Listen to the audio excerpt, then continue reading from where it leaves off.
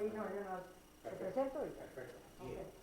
Bueno, buenas tardes, gracias por su asistencia. Le damos la bienvenida al doctor Jeff Dayton Johnson, que nos acompaña esta tarde del Middlebury Institute of International Studies en Monterrey, California. Nos va a dar una plática sobre el desarrollo económico latinoamericano en el siglo XXI. El viernes nos dio una plática a los profesores del departamento, estuvo muy interesante, nos dio una perspectiva muy amplia de lo que está pasando en América Latina. Entonces espero que ustedes también puedan disfrutar de esta plática el día de hoy. Muchas gracias por venir y al final de la plática tendremos unos 5 minutos para preguntas, entonces si algo les llama la atención o si quieren hacer una pregunta, apúntenlo para que antes de las 4 podamos salir del auditorio porque hay otro evento a esta hora. ¿Okay? Muchas gracias, bienvenido. Muchas gracias.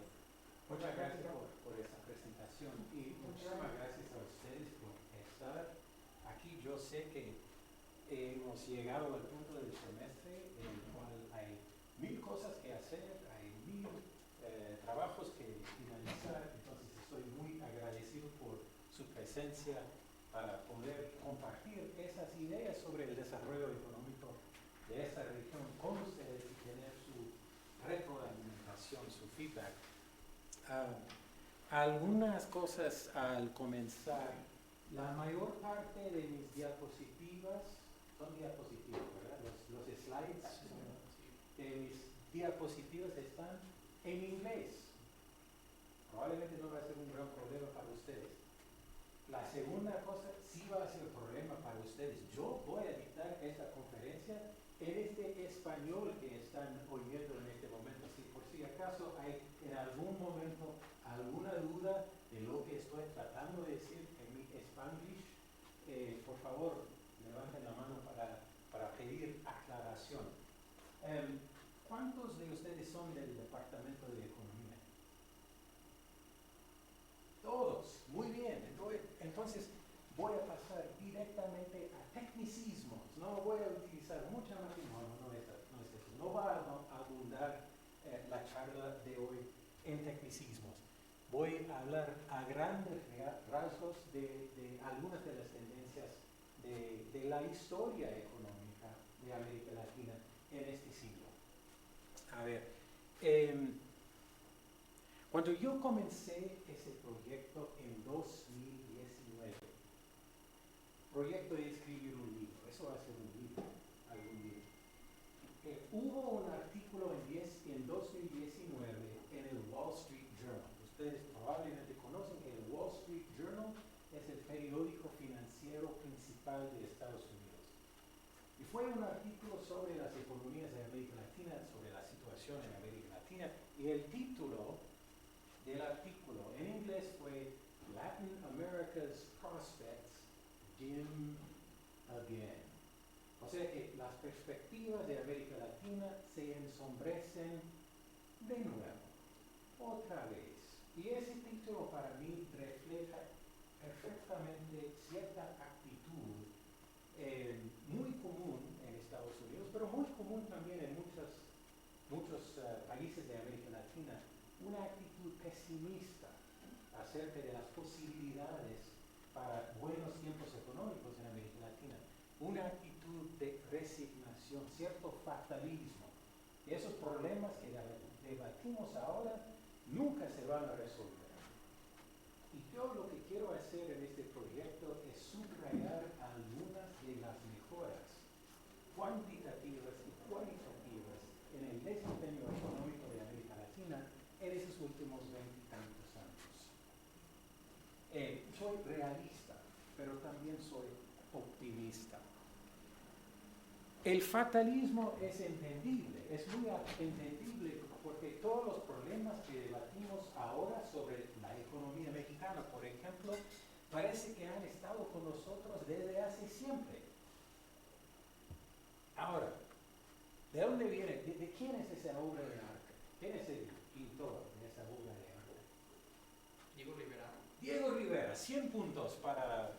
No sé las casas de Harry Potter en español. Pero 100 puntos para la casa de lo que usted representa. Em, exactamente, es Diego Rivera. ¿Y qué es la escena que describe este fresco? Cuando los españoles conocen al pueblo a los mexicas. Exactamente, exactamente. Estamos en Veracruz precisamente. Y lo que dije, que todos los problemas económicos que debatimos hoy están ahí. Un legado colonial muy duro, ¿no? Con resonancia hasta ahora. Una dependencia en las materias primas, los commodities, ¿no? Ya en el siglo XVI. Unas desigualdades económicas y sociales importantísimas, ¿no? Hace 500 años, una forma de gobierno antidemocrático. Todos esos problemas ya existían y todavía estamos debatiéndolos. Pero lo que voy a subrayar es que, aunque esto lleva a muchos observadores a un cierto fatalismo acerca de las posibilidades de buenos tiempos económicos en esta región, las cosas están cambiándose. A veces es un paso para adelante y dos pasos atrás, pero vamos a estudiar esos pasos. Ahora bien, hay 3 cortas partes en mi charla de hoy. Primero, voy a hacer un resumen de la experiencia del crecimiento económico de América Latina, ubicándolo en el contexto de un periodo más largo que este siglo. Así que vamos a hablar un poco del siglo pasado también. Y hay una periodización de los periodos económicos de este siglo para América Latina. Es la parte cuantitativa. Segundo, la parte cualitativa. Voy a subrayar 3 tendencias medio positivas, digamos cualitativas, en el desempeño económico de la región.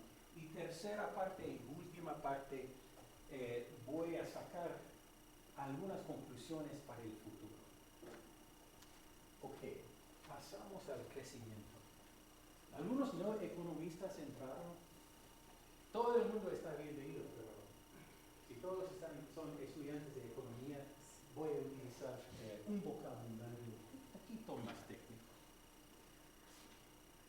Ok, aquí tenemos el PIB per cápita. PIB per cápita de América Latina desde 1960 hasta hoy. ¿Quién me puede decir qué es el PIB per cápita? Y no tú, porque eres perfecto en la educación. ¿Quién más me puede decir qué es el PIB per cápita? La definición. ¿Qué quiere decir PIB? Perfecto, bueno, 75 puntos, porque es difícil que no lo vea. ¿Y PIB per cápita qué representa? Dividido por la población. Exactamente, entonces es el valor total de la producción de bienes y servicios producidos durante un año en relación a la población. Y nos da una idea de las posibilidades. Y si hay un crecimiento del PIB per cápita, eso quiere decir que hay más valor producido por persona.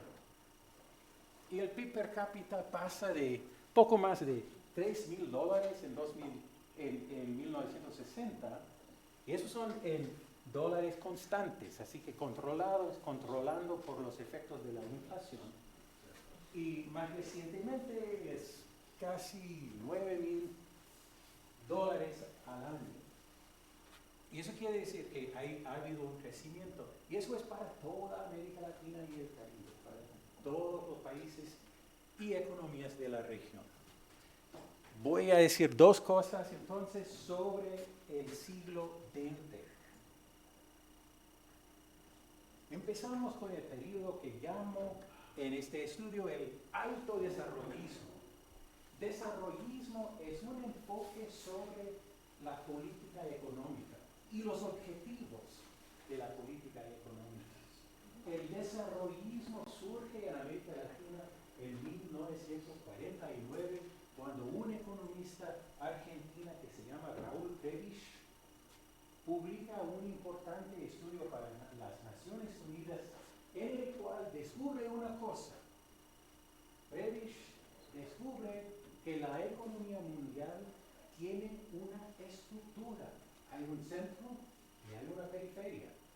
América Latina está en la periferia y los países periféricos deben de tomar en cuenta su estado periférico al implementar y planificar las estrategias de crecimiento económico.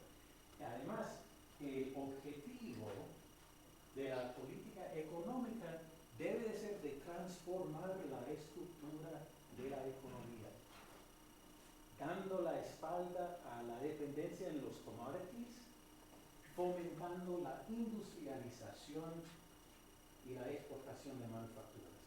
Y eso gracias a una intervención importante del Estado en el funcionamiento de la economía. Ustedes todos saben eso, aunque puede ser historia remota para ustedes.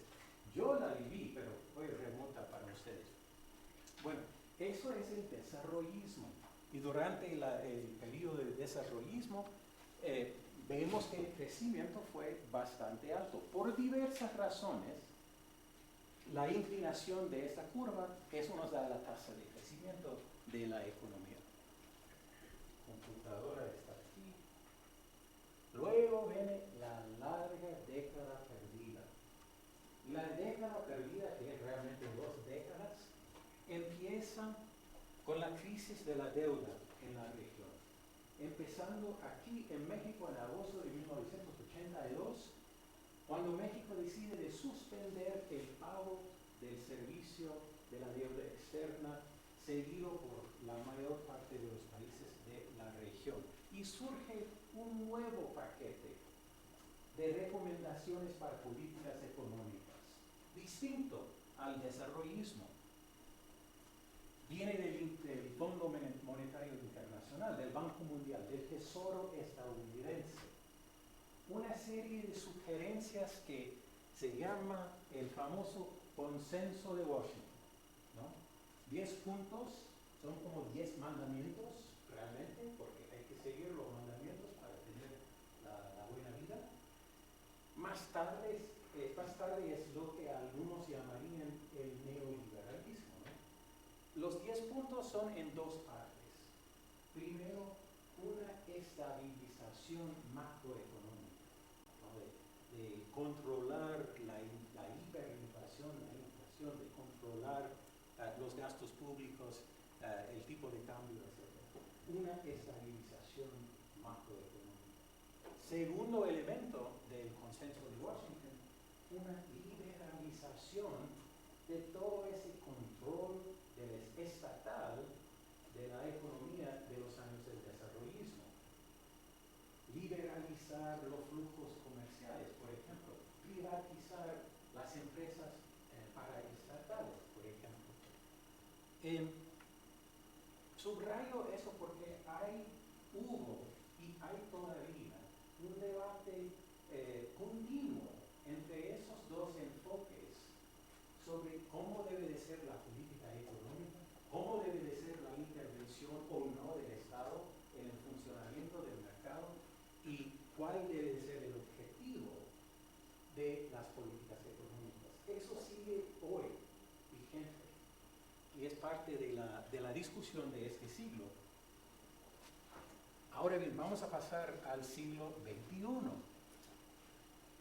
Y básicamente en este siglo hay 2 episodios de crecimiento económico, los 2 interrumpidos por crisis mundiales, ¿no? Entonces hay 4 periodos, 2 de crecimiento, 2 crisis. El primer periodo de crecimiento lo llamo en el estudio un milagriño. Un milagriño es portugués. ¿Qué quiere decir un milagriño? Ningún rusófono aquí. Milagro. ¿Milagro? Pequeño. Pequeño, exactamente. El pequeño milagro. El pequeño milagro. Hay y se ve que es un periodo de crecimiento bastante fuerte porque la inclinación de la curva es bastante marcada.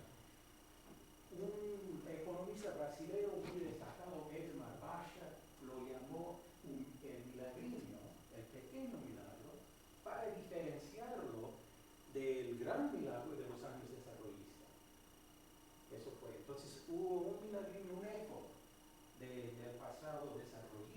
según vaya. Vamos a volver a algunas de las características del milagriño ahorita, pero después del milagriño viene el efecto jazz.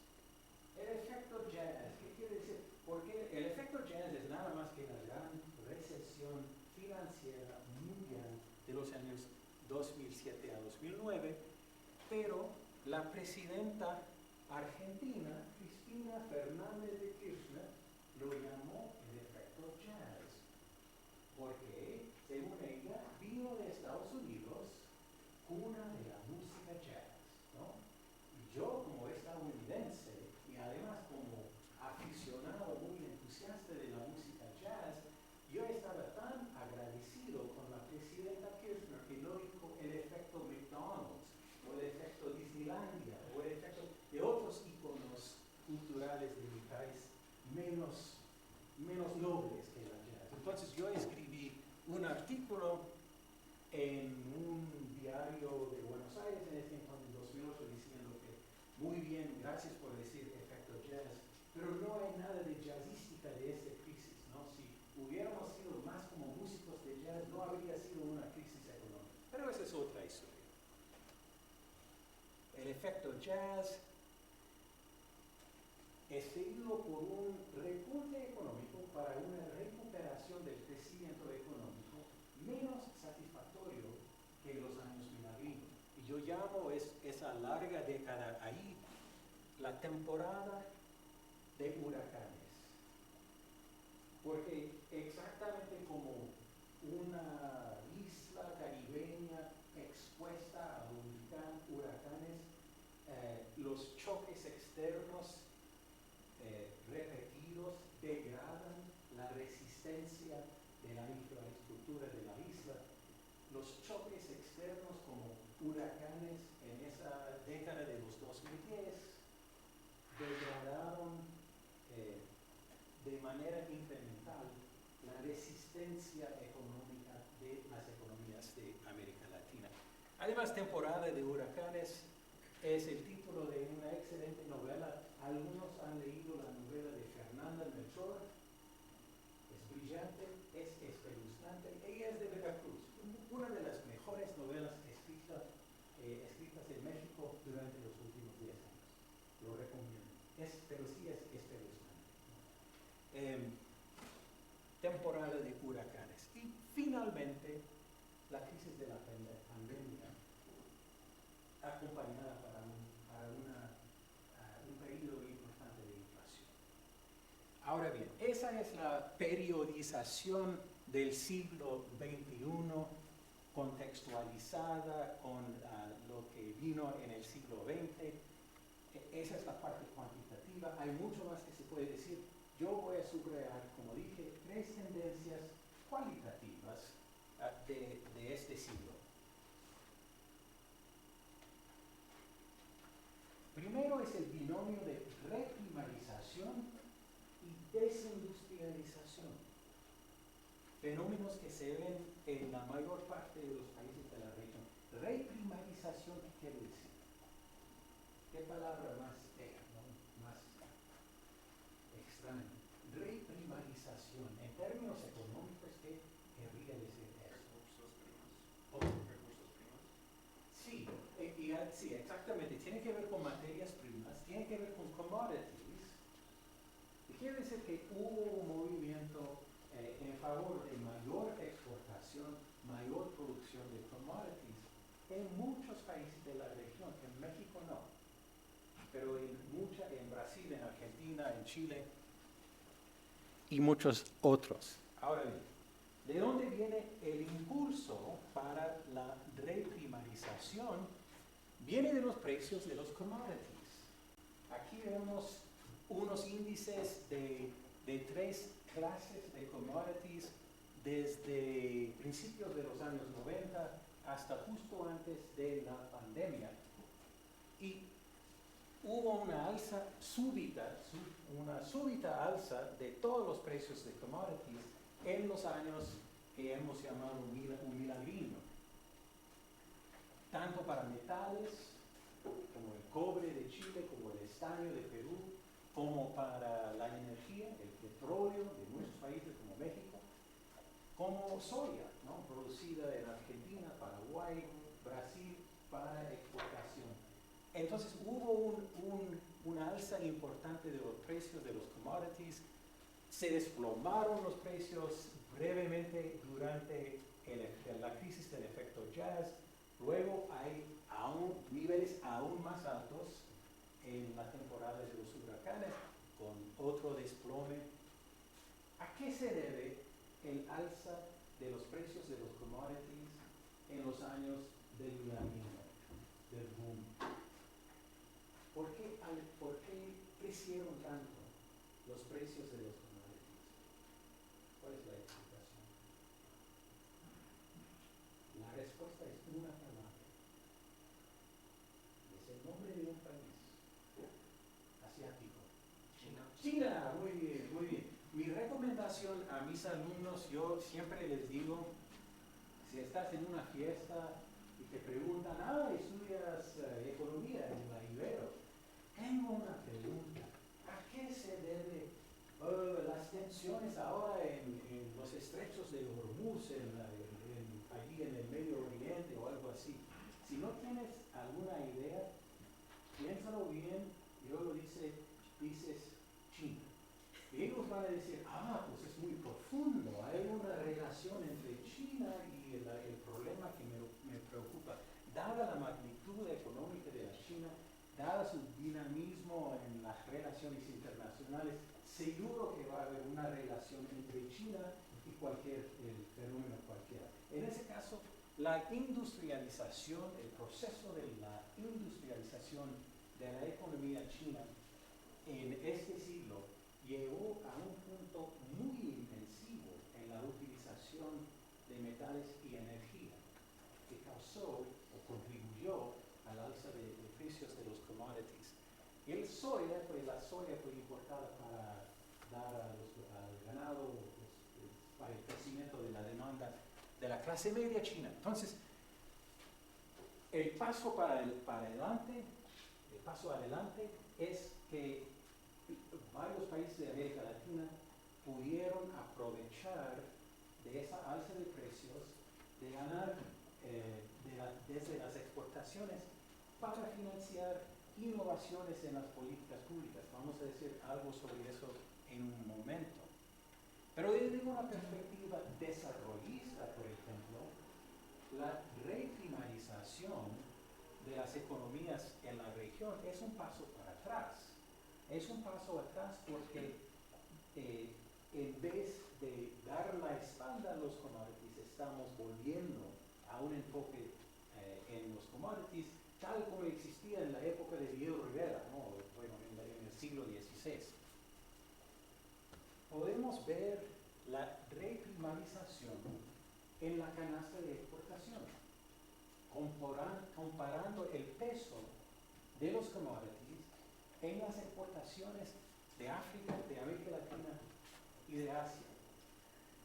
En África y en Asia, entre 1990 y 2016, hubo un descenso importante en el peso de los commodities en la canasta de exportaciones de esas regiones. Eso también en América Latina, durante los años 90, hubo un descenso de la importancia de los commodities en las exportaciones latinoamericanas. Pero entre 2000 y 2016 hubo un repunte ligero de la importancia de las materias primas en las exportaciones. De ahí una reprimarización de las exportaciones. En vez de ir hacia las manufacturas en las exportaciones, estamos volviendo, ligeramente, pero volviendo a la exportación de materias primas. Muy distinto de lo que vemos en otras partes del mundo en desarrollo.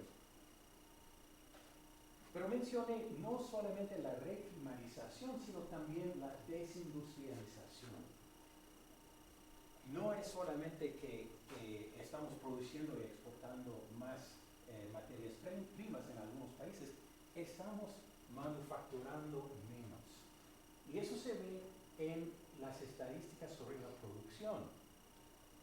Aquí vemos estadísticas para las 7 economías más grandes de América Latina y vemos la importancia de las manufacturas en el valor agregado de las economías por década, desde los años 70 hasta los años 2010. Y hay un descenso en cada una de las 7 economías de la importancia de las manufacturas.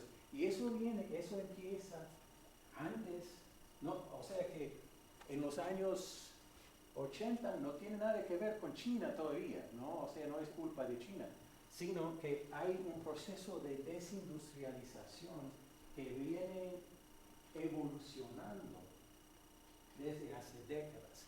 Pero hay una agudización de esa desindustrialización después de 2000, empezando en los años Milagriño, continuando en los años que llamo la temporada de huracanes.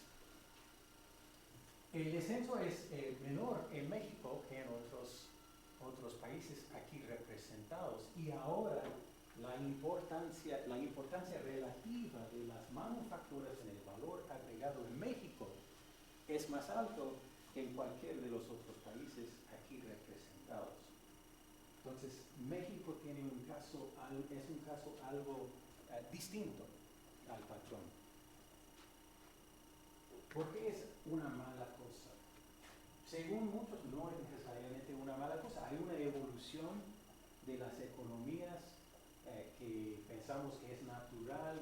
Empezamos con el sector primario, todo el mundo es granjero. Luego hay una revolución industrial y pasamos al sector secundario, que son las manufacturas, y luego todo el mundo evoluciona hacia los servicios. Y eso es lo que está pasando en América Latina. Pero hay algunos observadores que dicen que es prematura la desindustrialización de América Latina. Danny Roderick, que es un gran economista, seguramente algunos de ustedes conocen sus libros o sus escritos, es un profesor de economía en Harvard. Él ha escrito algo sobre la desindustrialización prematura en muchos países en desarrollo, pero especialmente en América Latina. Y dice que estamos aquí en esta región perdiendo una oportunidad para hacer crecer la productividad y los ingresos, porque la industria ha sido el mecanismo para la mayor parte de los países ricos de hoy de incrementar tanto la productividad como los ingresos de los trabajadores y los demás. Entonces, hemos perdido parte de ese impulso económico gracias a esa desindustrialización prematura. Así que, reprimarización, desindustrialización, primera tendencia. Voy más rápido sobre la segunda y tercera porque no tenemos tanto tiempo. La segunda tendencia cualitativa y cuantitativa que quiero subrayar tiene que ver con una disminución de la desigualdad de ingresos. En el fresco de Diego Rivera, las desigualdades sociales son espantosas, ¿no? Y todo el mundo, cuando hablamos de los problemas de América Latina, de los problemas sociales de México, la desigualdad siempre es entre los top 5, ¿no? los más apremiantes. Pero ¿qué es lo que ha pasado en este siglo? Pues aquí vemos la evolución de los coeficientes Gini de esas 7 economías mayores más grandes de América Latina, además en comparación con Estados Unidos, China y Francia. Coeficiente Gini, ¿qué es? ¿Qué me puede decir? ¿Cómo se define el coeficiente Gini? Estoy en esta parte porque ha habido mucha respuesta aquí de este lado. Seguramente las economistas me pueden decir. Solo están tímidos. Es una... ¿Qué dice? La desigualdad en un país. Sí, exactamente. 100 puntos es un indicador de la desigualdad de una población que va entre 0 coeficientes va de 0 a 100, en otro es 0 a 1, aquí vamos de 0 a 100, pero pueden hacer la transformación de manera muy fácil. Y sí, es un indicador, es una medida algo complicada de la desigualdad, y aquí la aplicamos a la desigualdad de ingresos, no de riqueza, no de consumo, que también podemos utilizar el Gini para medir la desigualdad. Eso es la desigualdad de ingresos. Dos cosas que vemos acá. En cualquier de las décadas aquí representadas, los coeficientes Gini para los países latinoamericanos aquí están por encima de Estados Unidos, de China y de Francia. Y eso es muy común. En las comparaciones interregionales de la desigualdad económica, América Latina normalmente tiene los niveles de desigualdad económica mayores. Y es verdad aquí. Pero segunda cosa interesante, para todos los 7 países aquí hay un descenso fuerte del coeficiente Gini desde los años 80 hasta los años 2020 y mayor en este siglo. Entonces, después de tantos años, de siglos, de hecho, de altos niveles de desigualdad, siguen altos, pero están en descenso. Algo está pasando. Muchos investigadores han intentado identificar las causas de la disminución de los Ginis. Y son dos principalmente. Primero, en ese periodo, en este siglo, ha habido un auge de programas de transferencias condicionales a los hogares más pobres de la población, tal como Progresa Oportunidades Prospera aquí en México, que fue el pionero en este respecto, como Bolsa Familia en Brasil, como Chile Solidario en Chile, como Jefas y Jefes de Hogares en Argentina, en fin, casi todos los países de la región han intentado implementar esas transferencias que han reducido la pobreza, incrementado los ingresos a los déciles más pobres y así contribuido a la reducción de los Ginis. Eso es un factor importante. Han habido otros programas antipobreza también en algunos países también importantes, como algunos dicen el salario mínimo, la alza del salario mínimo en Brasil y más recientemente aquí en México, que puede haber contribuido también. La segunda cosa es un poco más complicada, que tiene que ver con el mercado de trabajo y tiene que ver con la brecha salarial entre los trabajadores más calificados, los que han terminado la secundaria, y los trabajadores no calificados, por decir, los que no han terminado la secundaria. Entonces hay una brecha salarial, los trabajadores más calificados tienen salarios más altos. Pero en estos años la brecha salarial entre los cualificados y los no cualificados ha disminuido en América Latina. Ha crecido en Estados Unidos, es interesante. Ha disminuido en América Latina. ¿Por qué? Pues tiene que ver con un mecanismo identificado por Claudia Goldin, premio Nobel del año pasado, que vino acá para dar una conferencia. ¿Quiénes vieron a Claudia Goldin? Nadie, un premio Nobel viene a la... No, pero yo creo que sí estuvo, quizás el año pasado. No vino. Fue yo pensaba que ella estaba aquí, ¿no? Debe de venir, debe de visitar. Bueno, hubo una conferencia de ella virtual. Bueno, muy brillante la economista. Ella, junto con otro economista de Harvard, Lawrence Katz, desarrollaron para explicar la desigualdad salarial en Estados Unidos un mecanismo que se llama la carrera entre la educación y la tecnología. Y funciona así.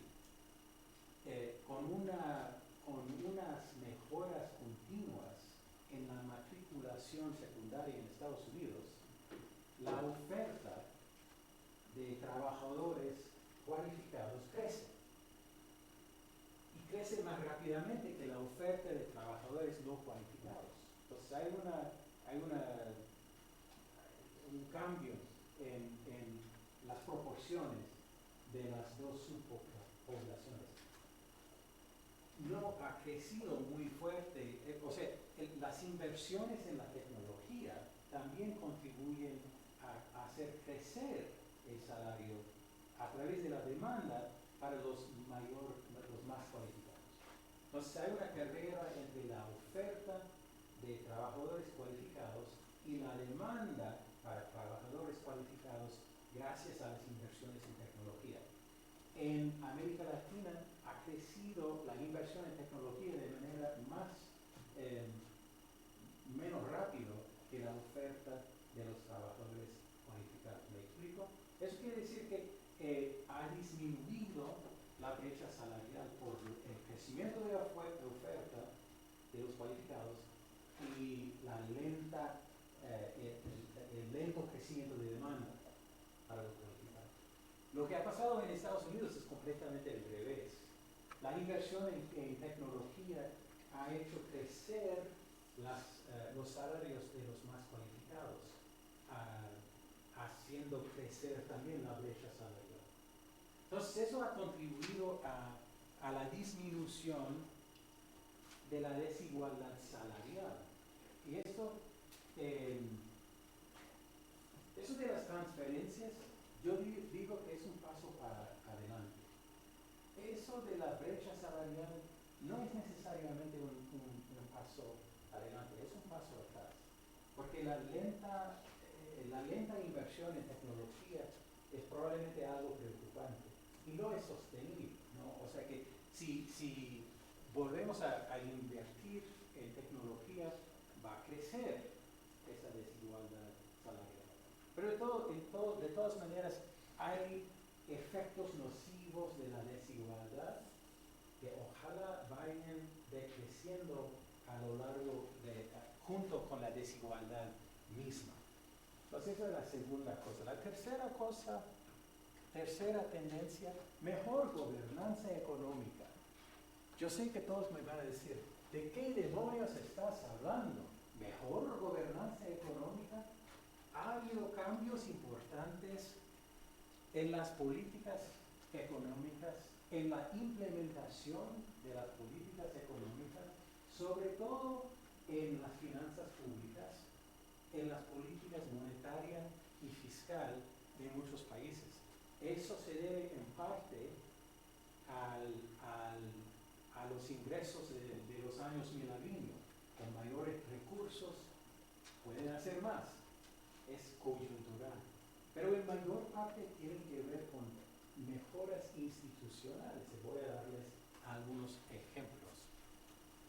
Voy a hablar principalmente de la política fiscal. Política fiscal quiere decir impuestos, gasto público, administración de la deuda pública.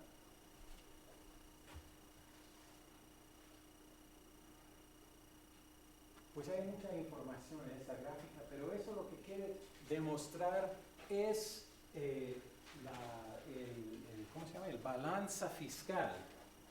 Esta es la balanza fiscal de los países, de los 7 países de mayor tamaño. Y aquí en medio, en azul, la línea más gruesa es la tendencia para toda América Latina. Esa es la relación entre el déficit fiscal o superávit fiscal, la relación entre déficit, superávit y el tamaño de los ingresos públicos, los ingresos del gobierno. ¿Okay? No es el superávit déficit sobre PIB, es el superávit o déficit sobre los ingresos del gobierno. Y lo que vemos es que durante el periodo del milagriño hay una mejora importante o una disminución del déficit en promedio en América Latina. Hay una caída durante la crisis del efecto jazz, hay un deterioro del déficit a lo largo de la temporada de huracanes comunidades con tantos choques externos e internos. Luego hay un descenso importante del déficit, una ampliación del déficit durante la pandemia con una recuperación después. Hay algunos casos de países interesantes aquí.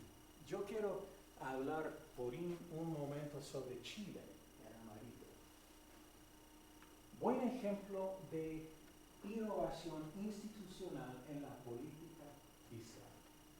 En el periodo del Milagrino, el ministro de Finanzas, Andrés Velasco, que sirve en varios de los gobiernos de la concertación en Chile, diseña e implementa una regla fiscal. Y la regla fiscal funciona así. Cuando el precio del cobre, principal exportación chilena, cuando el precio mundial del cobre es alto, ahorramos porque los ingresos son cuantiosos, ahorramos.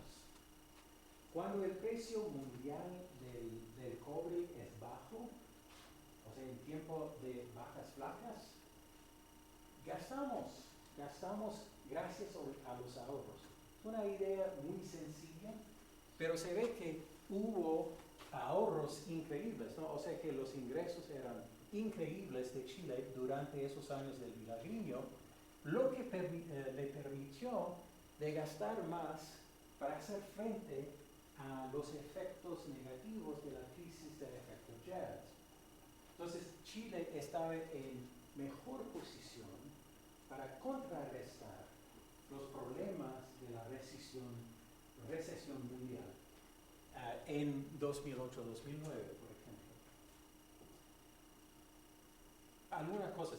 En la regla fiscal chilena introduce una dinámica contracíclica a la política fiscal. Yo creo que algunos en la dicen que es contracíclica, exactamente, es contracíclica.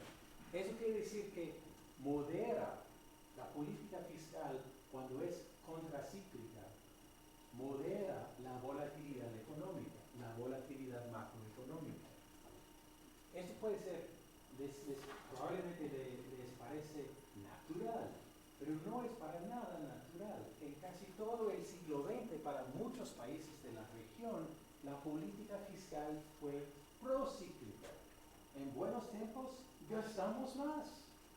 En malos tiempos, pues no tenemos nada de ahorros, así que no gastamos nada. Entonces, la política fiscal procíclica amplía, exagera la volatilidad macroeconómica y hace más recurrente las crisis económicas. Así que esa contraciclicidad del caso chileno es muy remarcable.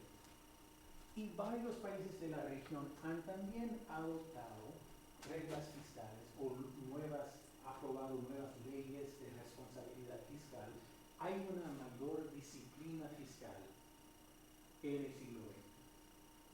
Y hay además una independencia mayor de la mayor parte de los bancos centrales. Entonces, la política monetaria tiene más disciplina.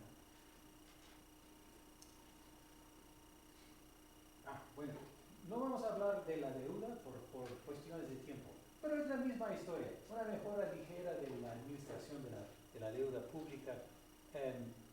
Para los próximos 75 años, hemos apenas comenzado este siglo. ¿Qué va a pasar? ¿Qué conclusiones podemos sacar de la experiencia de los últimos 25 años? Primero, yo sigo insistiendo que Raúl Prebisch, acuérdense de ese argentino al principio de la conferencia, tenía razón. El cuadro conceptual centro-periferia sigo teniendo vigencia hoy, pero no necesariamente tenemos que sacar las mismas conclusiones que los economistas de los años 60, 50, 70, de esa época. Es decir que en un mundo como el de hoy, debate, por ejemplo, aquí en México sobre el nearshoring. Es un debate importante, si debemos hacerlo o no, qué medidas debemos utilizar para fomentarlo. Es un debate que tiene que ver con el papel periférico de la economía mexicana y cómo tomamos en cuenta ese estado periférico para sacar mejor provecho, mayor provecho de esa oportunidad y qué lecciones del pasado, de la historia económica podemos sacar. Entonces, hay todavía un centro, una periferia. El centro es más complicado. Ahora diría yo que probablemente respecto a América Latina, China es otro centro, ¿no? Otro centro importante. Estados Unidos ha sido y será siempre, probablemente. Y de ahí, por ende, lo que requiere América Latina para sus políticas económicas es un nuevo tipo de Estado, un Estado neodesarrollista. El Estado neodesarrollista, ya tenemos ejemplos. El ejemplo de Lula me encanta. Cuando Lula fue candidato por primera vez con probabilidad seria de ganar las elecciones en 2002, los mercados de capitales en Brasil y alrededor del mundo tenían tanto temor de ese loco barbudo sindicalista que iba a derrumbar todo el capitalismo. Y luego Lula ha gestionado la economía con un nuevo enfoque, con una ortodoxia macroeconómica en la política monetaria, política fiscal, bastante conservador, pero con un activismo mayor en el dominio social, por ejemplo, con los programas sociales, con los programas antipobreza. Es una mezcla nueva, ¿no? Además, Brasil ha intentado algunas nuevas formas de política industrial, cómo fomentar nuevos sectores. Y eso es parte del Estado neodesarrollista. El profesor Kotler, cuando estábamos hablando de eso el otro día, dijo que el Estado neodesarrollista tiene que implementar una política industrial inteligente. Y no decir que, bueno, vamos a producir, quién sabe, qué sé yo, cosas locas. No, hay que empezar con los potenciales de la economía. Ya tenemos ejemplos. Tercer punto, algo obvio. Yo creo que lo que más hace falta en América Latina son nuevos modelos de cohesión social. La desigualdad económica en sí degrada la cohesión social. Cuando yo vi el debate presidencial domingo aquí en México, yo creo que muchos de los puntos tienen que ver con el sentido de inseguridad, de falta de confianza en los vecinos o en el gobierno, y son señales de falta de cohesión social, falta de contrato social. Y eso es un tema complicadísimo, pero yo creo que tanto en América Latina como en Estados Unidos y muchos otros países del mundo tenemos que buscar nuevas formas de cohesión social, porque es una buena cosa, pero también porque está muy relacionada con la evolución económica de nuestros países. Ahora bien, voy a terminar volviendo a Diego Rivera. Diego Rivera pintando sobre el futuro. El futuro quizás no es lo que era cuando pintaba Rivera, pero tampoco podemos decir que el legado del pasado es igualmente sombrío como siempre.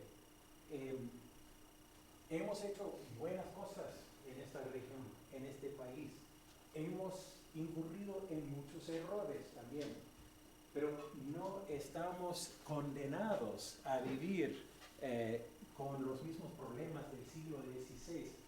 Y para mí es muy importante, por eso estoy escribiendo el libro, que los estudiantes saben de las victorias, aunque sean pequeñas a veces, que hemos podido lograr para no perder la confianza y para no perder el compromiso con los futuros.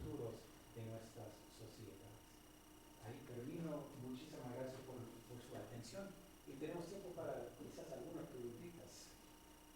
Muy poco tiempo, pero si hay preguntas, por favor. Yo tengo una duda. Sí. Está un poco relacionada con lo que es de los 75 años en el futuro, con el implemento de la inteligencia artificial y que van a desaparecer muchísimos trabajos, dado que, por ejemplo, Uber se puede automatizar muchísimas cosas en un país como México que tiene una población tan grande. ¿Qué crees que vaya a pasar? Sí. Si yo tuviera la respuesta, hubiera invertido en el mercado de valores y realmente seré millonario. Apenas estamos empezando a comprender los impactos económicos de la inteligencia artificial. Hubo un artículo muy interesante bueno, es un economista de MIT que tiene un apellido islandés o algo así, ¿no? Pero ha trabajado mucho sobre economía de tecnología. Acaba de salir y es muy sutil, ¿no? Y va a pasar mucho tiempo antes de poder vislumbrar los efectos, porque con la adopción de cualquier nueva tecnología toma tiempo. Pero hay algunas cosas algo sorprendentes que al principio dijeron que, bueno, lo que no puede hacer la inteligencia artificial es, hay características humanas como la empatía y el cariño, eso tenemos el monopolio. Pero utilizando la inteligencia artificial en el apoyo médico, por ejemplo, los clientes usuarios dicen que no, las respuestas de la máquina eran más cariñosos que los del doctor, por ejemplo. Entonces, es muy difícil predecir, pero depende en cuanto crecimiento, en cuanto reducción de desigualdad, tiene que ver con si las nuevas cosas que va a hacer la IA, la IA son complementarias al trabajo o sustitutivos al trabajo. Y hay ejemplos de los dos efectos. ¿Cuál será el predominante? Eso va a tener mucha importancia para la desigualdad y el crecimiento. Pero yo creo que es la misma cuestión en Estados Unidos. Yo creo que la complejidad de predecir lo que va a pasar en Estados Unidos, en México, es casi igual que en Estados Unidos. Pero sí, es un tema de mayor importancia. Ahí sí una duda. Bueno, Jessica. Ahorita que hablaste de que la brecha salarial en Estados Unidos ha crecido, porque, o sea, que la inversión en tecnología ha aumentado salarios para trabajos calificados, sí, para trabajadores calificados, pero al mismo tiempo dijiste que la oferta de estos trabajadores ha crecido. ¿Por qué ese efecto no contrarrestó la alza salarial? pues es exactamente lo que pasó, que el crecimiento de la oferta ha reducido la brecha salarial. Ah, yo pensé que creció. No, porque en América Latina, no tanto en México, pero sí en México, eso redujo la desigualdad. Sí, fue muy complicado, porque en Estados Unidos lo que dije que sí, que ha crecido la brecha entre los trabajadores más cualificados y los no cualificados, y con ello la desigualdad de los ingresos. Por eso hemos tenido una evolución inversa en Estados Unidos respecto a América Latina. Pero eso probablemente va a cambiar en estos países también con los cambios tecnológicos, tal como dijo el compañero. Sí, por favor. Mi duda es que a la hora de comprar todos los países de Latinoamérica, no se distorsiona un poco la información, porque tú hablas mucho de desigualdad social, entonces no se distorsiona mucho la información con países que son mucho más multidiversos étnicamente que países que son más, o sea, que tienen más, o sea, no sé, por ejemplo Argentina, que tiene muchísimo más paridad dentro étnicamente del país, o México, que tenemos muchísimas etnias, o no sé, Colombia o Brasil. O sea, no distorsiona eso la información en disparidad cuando hablas de Es un punto fundamental, que es lo que perdimos en una discusión muy rápida sobre América Latina. es toda la heterogeneidad entre países y, como dices tú, dentro de países también. Entonces, esas son tendencias, pero realmente por eso van a tener que leer el libro. Va a haber más énfasis en la diferenciación de casos, diferenciación de experiencias de países, porque precisamente podemos medir el promedio de cualquier cosa, pero hay mucha variación alrededor del promedio dependiendo del caso. Hablar de América Latina para muchos es un abuso de lenguaje, ¿no? Porque agrupa tantas experiencias distintas. Pero lo que es interesante es que hay un pasado histórico compartido, hay evoluciones semejantes, pero mucha de la riqueza del análisis viene de comparar casos distintos. De ahí la importancia del caso mexicano, porque en muchas de esas comparaciones, México es distinto a los grandes exportadores de commodities, por ejemplo, últimamente. Y esas diferencias son bien importantes. Gracias por insistir en ello. No sé cómo vamos con el 4 con 1 minuto. Bueno, muchísimas gracias por tu atención, por su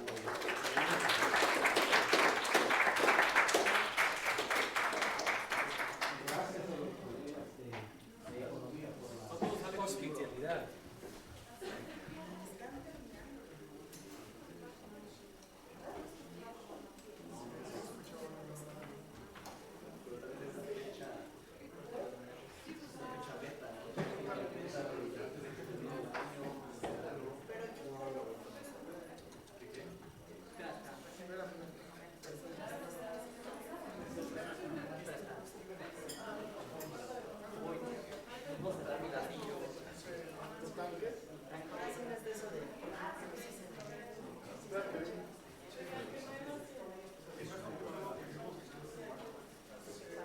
Gracias por